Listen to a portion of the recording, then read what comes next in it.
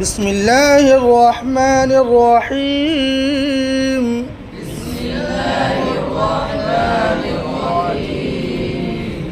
ألهاكم التكاثر حتى زرتم المقابر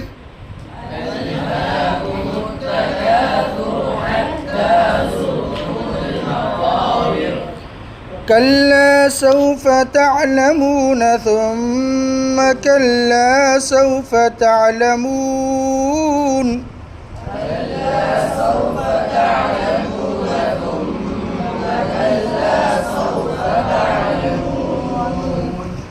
كلا لو تعلمون علم اليقين لترون الجحيم